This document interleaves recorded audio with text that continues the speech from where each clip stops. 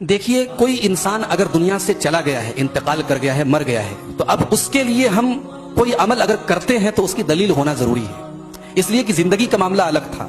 जिंदगी में इंसान जो अमल कर रहा था उसको सवाब मिल रहा था। अब वो इंतकाल कर गया तो अब उसकी तरफ से हम क्या क्या कर सकते हैं।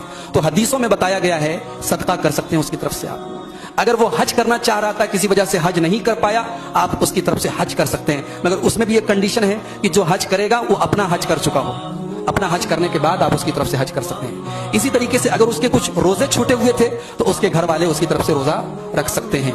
इसी तरीके से जो कुर्बानी हम करते हैं तो कुर्बानी अलग से तो नहीं करेंगे हम, साबित नहीं है। अपनी जो कुर्बानी हम करते हैं उसमें हम ये नीयत कर सकते हैं, अय अल्लाह तो मेरे मरहूम वालिद की तरफ से भी इस कुर्बानी को कबूल फरमा ले, मेरी मरहूम वालिदा की तरफ से भी इस कुर्बानी को कबूल फरमा ले। तो ये सारे काम हदीसों से साबित है। कुरान पढ़ के उसको बख्शना ये अल्लाह के रसूल से, सहाबा से साबित नहीं है। यकीनन कुरान पढ़ना बहुत अजीम काम है, सवाब का काम है, मगर मरने वाले को पढ़ के बख्शने का सवाब का सबूत नहीं है, इसलिए हम ये काम नहीं करेंगे। हम तिलावत अपने लिए कर सकते हैं, तिलावत का सवाब किसी दूसरे को ट्रांसफर नहीं किया जा सकता, ये साबित है। इसी तरीके से दरूद शरीफ पढ़ना भी बहुत बड़ी नेकी है, नेकी का काम है। एक दरूद पढ़ने पर एक मरतबा 10 नेकी मिलती है, कसरत से हम और आप दरूद पढ़ें, मगर दरूद का सवाब पढ़ के मुर्दे को बख्शना इसका सबूत नहीं मिलता है, इसलिए ये काम सही नहीं है। ये बिदअत कहलाएगा और बजाय सवाब के उल्टे हमारे हक में गुनाह बन जाएगा।